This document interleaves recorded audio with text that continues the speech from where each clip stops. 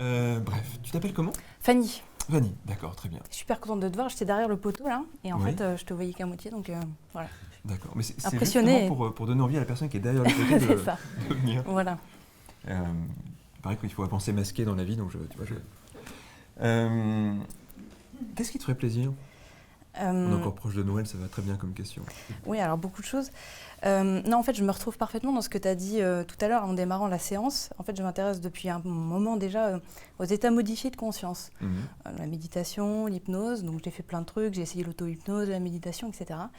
Et j'aimerais bien aller chercher encore plus profondément en moi, D'accord. essayer de modifier un peu des métaprogrammes, voilà, la façon dont je fonctionne pour essayer un petit peu de m'améliorer et puis d'être voilà, encore plus libre, encore plus, D'accord. plus forte. Bon, pour toi, c'est une question de profondeur. Je fais ça, je sais pas si ça. Ouais, c'est ça, j'ai l'impression qu'avec la méditation, on reste un petit peu à la surface.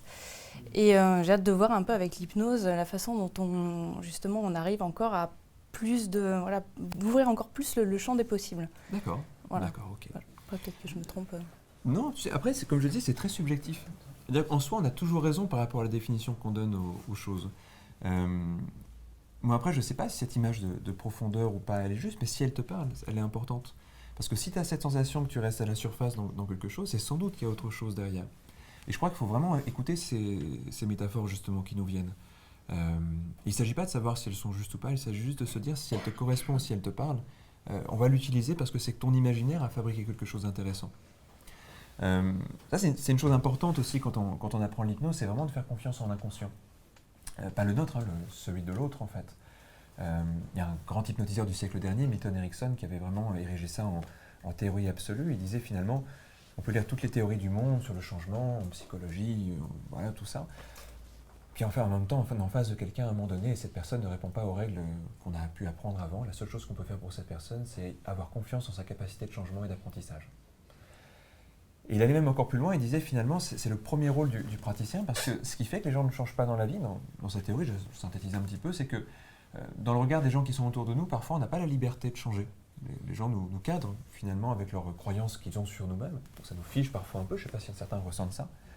Et du coup, le simple fait d'être en face de quelqu'un qui nous regarde en pensant très fortement, mais t'es libre, et tu peux faire tout ce que... C'est encore à toi que ça... Non mais ça va, j'adore. Elle est sympa cette suggestion. Mais et en plus, et là c'est un effet positif, c'est que en étant accompagnant, là, je pense qu'il y a d'autres accompagnants dans la salle et vous devez aussi ressentir ça, à force de voir des gens changer, ça nous paraît normal en fait.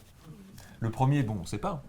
On dit, bon, on a appris que c'était ça, donc on va le faire. Et puis au bout de 10, 20, 30, 40, on se dit, bah, ça a l'air d'être facile en fait. Et au bout d'un moment, même, ça a presque un effet pervers, c'est que quand on voit quelqu'un qui ne change pas, on se dit, oh tiens, il y a un truc qui... Vous savez, il y a des gens obsessionnels, qui remettent toujours les trucs en place et tout ça. Moi, quand je vois une personne qui ne bouge pas, du coup, c'est un peu mon obsession, j'ai envie de faire bouger le truc. Mais je me retiens, hein, je fais une thérapie pour ça. Ça va mieux. Non, je voulais parler d'un autre truc aussi, par rapport à ce que tu disais, justement, sur cette confiance en l'inconscient. Tu parlais métaprogramme, donc j'imagine que tu connais un peu la PNL. Et tu sais, notamment John Grinder et Charles Bandler, les inventeurs de la PNL, ont travaillé sur un truc qui est assez génial, c'est nos représentations mentales. En se disant, nos représentations, c'est un peu ce qui pilote notre cerveau. Je vous donne 2-3 petits exemples comme ça, tout bête. Nos expressions, qu'on va utiliser au quotidien, souvent sont des mises en mots de ce qui se passe dans notre esprit.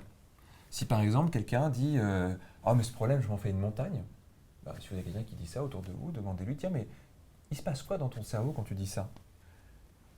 Peut-être poser la question de manière un peu plus élégante. Sinon la personne va avoir l'impression que vous allez faire une lobotomie pour voir ce qui se passe à l'intérieur. Non, mais c'est qu'est-ce que tu te représentes quand tu dis ça? Et vous avez remarqué que les gens à ce moment-là se font par exemple une immense image d'un truc, une montagne. Et du coup, ces pionniers de la PNL ont posé des questions aux gens qui pensaient comme ça. Ils se sont dit, mais si tu prends cette image et que tu la rétrécis, c'est comment? Tester, ça va mieux. Tiens, c'est drôle, c'est déjà moins anxiogène quand elle est plus petite l'image. Tiens, pense à un truc génial, fais-toi-en une montagne. Ah, c'est génial, pour le coup. Mais par contre, c'est un truc un peu négatif. Alors pourquoi je vous dis ça? Parce que notre langage, il n'est pas si métaphorique que ça, je crois. Ou en tout cas, il ne fait que tenter de rendre compte de ce qui se passe vraiment à l'intérieur de nous. Quand quelqu'un dit qu'il voit la vie en couleur, par exemple, ou des expressions qu'on a comme ça, c'est vraiment en fait ce qu'il fait. Il y a quelqu'un qui avait écrit là-dessus, c'est passionnant. La plupart des gens dépressifs ont beaucoup plus d'images en noir et blanc dans leur esprit que les autres. Essayez de penser à un bon souvenir en noir et blanc. Souvent, ça leur rend un peu moins sympa. Mettez-le en couleur, bien lumineux, etc. Ça le rendra un peu plus sympa. C'est que des représentations mentales, tout ça. Et ils sont allés jusqu'à cette idée qui est pas tout à fait vraie, mais qui en même temps est super intéressante, qu'on pourrait complètement piloter notre cerveau en jouant sur nos représentations mentales. Alors je pense que c'est comme tout outil, il a ses limites aussi, mais par exemple ce soir, faites un truc, pensez à un truc, je sais pas, assez désagréable, 2 secondes, hein, pas plus. Faites-en une image mentale par exemple, prenez cette image, mettez-la à l'envers, vous pouvez le faire maintenant hein, si vous voulez. Vous allez voir que bizarrement l'émotion elle a du mal à venir, comme si vous changez la représentation et du coup pour le cerveau ça fout un peu le bazar là-dedans et il ne sait plus comment amener la bonne sensation. En fait tout simplement ce qu'on veut dire par là c'est que nos représentations ce sont des suggestions et que c'est avec ça que notre cerveau fabrique notre réalité. Et qu'en se faisant d'autres suggestions, on transforme notre réalité. Et quand les gens entendent ça, parfois ils se disent la suggestion c'est ce que je pense, mais c'est pas ce que je pense, c'est la façon dont je le pense. Le type qui se regarde tous les matins dans un miroir en disant je vais bien, ça ne marche pas. Enfin, pas trop. Par contre, la personne qui se fait une vraie image de quelque chose et qui arrive à travailler cette image pour lui donner un vrai impact, là, elle se fait une suggestion qui va agir sur son cerveau, qui va modifier ses perceptions et ses comportements. Alors nous, il y a l'image de la profondeur dans ce que tu viens de dire. Donc on va creuser. Tu sais que c'est drôle parce que pendant longtemps, pour essayer de mesurer l'hypnose, on a fait des échelles de transe. Tu vois, imagine une échelle avec des barreaux. Et donc il y avait l'idée qu'on descendait les barreaux de l'échelle, enfin c'est une métaphore, hein. Et que donc plus on rentrait dans l'état d'hypnose, plus on descendait dans une direction. Je pense qu'au fond, il n'y a pas qu'une échelle, il y a plein d'échelles, chacun a la sienne. Il y a des personnes pour qui il y a des choses qui sont très accessibles sous hypnose, et puis d'autres pour qui ça demande un peu plus d'entraînement. Je crois qu'on est tous inégaux par rapport à ça. Mais en tout cas, ce qui est sûr, c'est que si on sent à un moment donné qu'on est en face de quelque chose et qu'on voudrait aller plus loin, on peut se poser une question, et c'est la question que j'avais envie de te poser, c'est, tiens, imagine, tu es en méditation, tu te dis, je suis en train de vivre quelque chose, et je vais aller plus loin. Ce qui te sépare de ce qui est plus loin, c'est quoi? La première image qui te vient? Je pense que j'aurais besoin d'un guide, en fait, quelque part, pour descendre un palier en dessous. D'accord. Le guide, il est de ton côté ou il est de l'autre côté du palier? C'est une question... Non, t'as raison, non, je pense qu'il faut... Enfin, j'aurais besoin d'un guide externe. Ouais. D'ailleurs, j'ai besoin que tu me donnes les clés pour qu'après, je puisse le reproduire, tu vois, chez moi. Et puis, continuer l'exploration, voilà. D'accord. Je ne sais pas si je peux te passer les clés comme ça. Non. On va voir un petit peu comment ça se passe. Ça tente de te lever? Ouais. Tu m'avais dit non, j'étais un peu gêné, mais il ne faut pas poser des questions fermées dans ces cas-là. Je dis ça parce qu'il y a des gens en formation et puis qui doivent se dire oh là, il fait des questions fermées, c'est pas terrible. Tu vas faire tomber, je vais m'allonger, tout ça, c'est pas possible. Ouais, non, en général, ça se passe bien. Hein. Je vais te demander de te mettre un peu plus dos à moi. Ouais, tu vas mettre les bras le long du corps, les deux. Enfin, les deux bras. Tu vas fermer les yeux. On fait un peu de confusion en général quand on met quelqu'un. C'est pas juste pour faire des blagues ou un truc comme ça, c'est juste que plus l'esprit est embrouillé, plus finalement le cerveau est disponible. Là, vous allez tous partir, c'est ça? Exactement. À 3. Voilà, les yeux fermés. Ce que je vais te demander, c'est de ne pas chercher à te concentrer pour l'instant sur la sensation des mains posées sur les épaules. D'accord? Surtout ne te concentre pas trop sur cette sensation-là. Ni la sensation des pieds posés sur le sol. J'aimerais même que tu ne cherches pas à être plus attentive à l'une ou à l'autre de ces sensations. Et comme il y a 2 mains et 2 pieds, ça en fait 4. Et plus tu cherches à ne pas être attentive à ces sensations, plus tu vas pouvoir ne pas remarquer tout de suite la façon dont le corps commence à être attiré vers l'arrière. Et comment ça le fait osciller.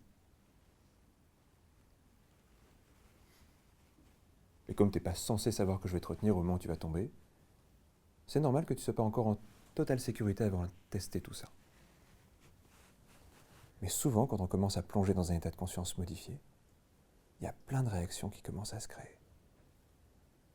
En fait, peut-être qu'il y a plein de paliers à passer. Et qu'à chaque fois, on peut se dire qu'on peut aller encore un peu plus loin.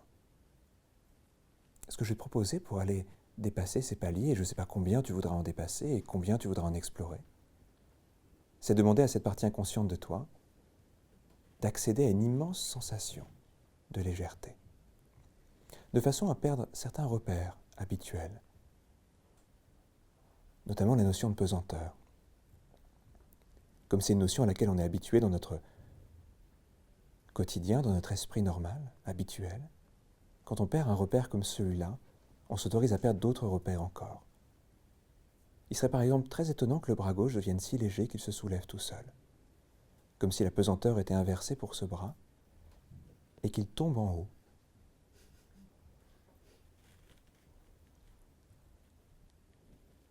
Chacune de nos perceptions est comme une porte qu'on peut franchir. Pour ce bras, tomber, c'est en haut. Évidemment, il faut qu'il apprenne à tomber en haut.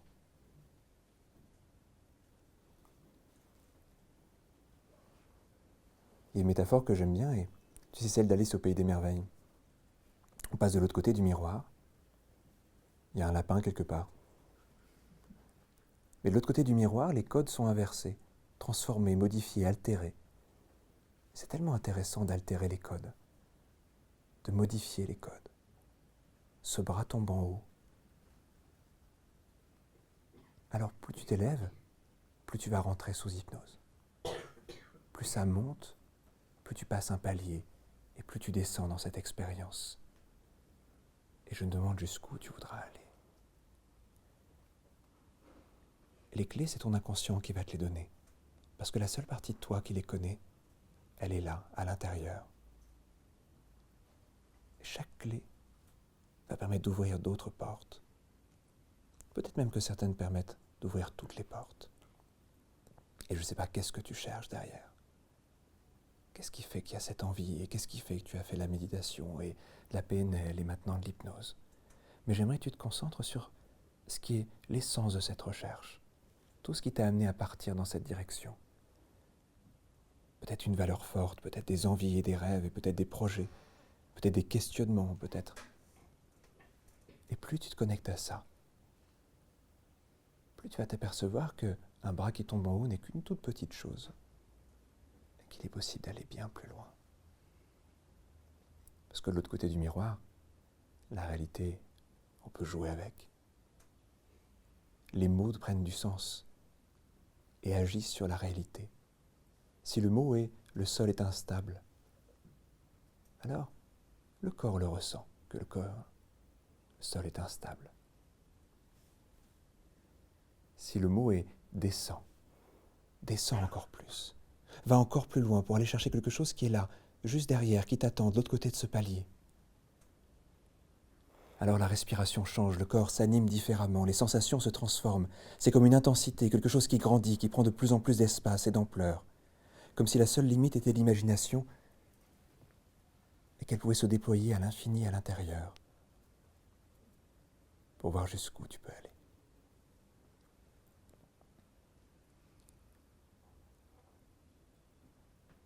Dans une histoire, souvent, il est facile de s'identifier à un personnage. À l'intérieur de nous-mêmes, on pourrait s'identifier à tous les personnages. Alors je vais te demander d'imaginer un personnage qui a les clés. Je me demande à quoi il ressemble ce personnage. En tout cas, il a les clés. Je ne sais pas comment tu vas t'adresser à lui ou comment il va s'adresser à toi. Comment la rencontre se fait.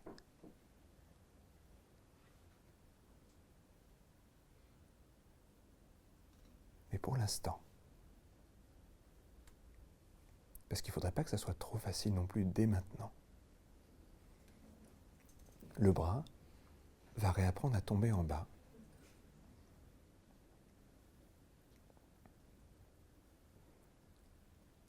Et pourtant, le reste du corps va continuer à apprendre quelque chose.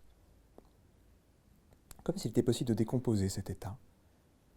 Comme s'il était possible d'en comprendre d'autres nuances encore. Le bras peut redevenir normal et pourtant quelque chose continue à se passer à l'intérieur. Dans quelques instants, tout le corps va redevenir à peu près normal. Et pourtant, l'esprit pourra s'approprier complètement l'expérience. De façon à ce qu'il en reste bien plus que des mots, qu'il en reste tous les détails et toutes les impressions. Que le corps se rappelle toujours à l'intérieur de toi comment un bras peut tomber en haut, pour que tu puisses retrouver cette expérience par la suite, pour que tu puisses aller l'explorer bien plus loin encore, comme si c'était qu'un palier. Et la curiosité peut grandir au moment où le corps se recentre sur le présent, au moment où les yeux se rouvrent, en pleine forme.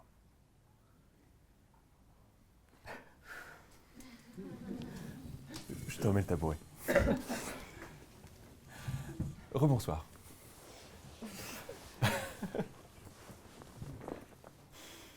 Alors, c'est comment? C'est top. C'est incroyable. Ouais. J'ai l'impression d'avoir vu l'immensité, vraiment plein de portes. Effectivement, tu as raison, c'est pas monolithique et il y a vraiment beaucoup de choses à découvrir derrière. Et puis j'ai vu quelqu'un qui avait les clés. D'accord. Il est sympa? Ouais, on a sympathisé, tout ça. On va se reparler tout à l'heure, donc c'est super cool. Tu sais, je prends cette métaphore-là, je trouve que c'est toujours intéressant de personnifier à un moment donné, non pas pour se faire croire qu'il y a un personnage et tout ça, mais parce que ça facilite en tout cas, parce que je pense qu'on est des êtres de dialogue aussi, et que très souvent, personnifier une partie de nous-mêmes pour aller à sa rencontre, ça facilite l'échange.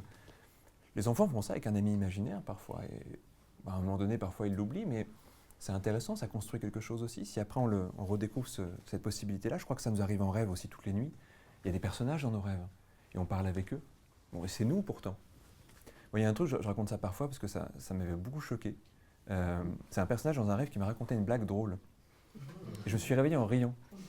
Et après je me suis dit, mais comment mon inconscient connaissait une blague que je ne connaissais pas? Est-ce qu'il a élaboré sur le coup? Est-ce qu'elle était vraiment drôle? Je ne peux pas vous la raconter, mais... et c'est ça qui est assez étonnant, c'est qu'en nous, il y a quelque chose qui peut nous surprendre. Alors, du coup, ce personnage qui a les clés, quand tu l'appelleras... il est pas aussi marrant que le tien, j'ai l'impression. Mais bon. C'est vrai. Après, tu peux me dire, tiens, j'en veux un autre, du coup. À une époque, moi, j'avais un petit Erickson imaginaire. Quand je faisais mes premières séances d'hypnose, mon premier cabinet, tu sais, j'avais mon premier client, comme tout le monde, et je me disais quand même, Milton Erickson était super bon, moi je ne sais pas très bien comment faire. Alors du coup, je m'étais fait un Milton Erickson imaginaire, comme j'avais lu tous les bouquins et tout ça. Et je le mettais à côté de moi, il était là.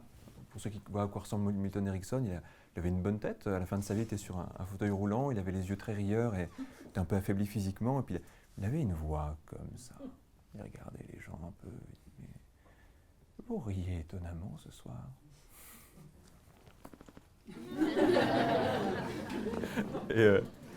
Et donc, quand je faisais mes séances d'hypnose, je le dis maintenant, je l'aurais pas dit à mes clients de l'époque, quelquefois je ne savais pas quoi faire. Et moi, je mettais les gens sous hypnose, je les regardais, bon, qu'est-ce que je leur raconte maintenant? Et là, je disais, hé, Milton. Je ne disais pas, je pensais. Et bizarrement, Erickson me donnait souvent des bonnes réponses. Et puis, bon, mais je pense que c'était, évidemment, je ne suis pas fou quand je vous dis ça, c'était un peu mon intuition sans doute, j'en ai conscience. J'ai travaillé dessus depuis. Mais je trouvais ça extraordinaire que ma pensée était bloquée et que ce personnage était capable de me dire un truc qui souvent faisait mouche, qui souvent était hyper précis et hyper intéressant. Et progressivement, je prenais confiance en ça en me disant, mais c'est moi cette partie-là, donc je n'ai pas besoin non plus de l'imaginer, je peux aussi l'intégrer progressivement. Mais longtemps après, même quelquefois, quand j'étais en face d'une difficulté avec une séance ou une personne qui ne réagissait pas comme prévu, je me disais, comment aurait fait Erickson? Parfois, j'ai une voix comme ça qui me parle et qui fait, bon, moi, je ne vais pas vous le faire. Mais je pense que là aussi, on fait tout ça. Parfois, on se dit, tiens, que ferait cette personne à ma place? Puis on s'imagine, on modélise en fait dans notre esprit, c'est possible. Et notre inconscient fait ça plutôt bien. Donc ce personnage qui a les clés, il a beaucoup de clés? Il a un trousseau comme ça. Il a un trousseau comme ça? Ouais. Je pense à Matrix avec le maître des clés, avec des clés partout et tout ça. C'est une... écoute, je te souhaite de bonnes ouvertures de portes alors. Merci à toi. Merci. Merci beaucoup.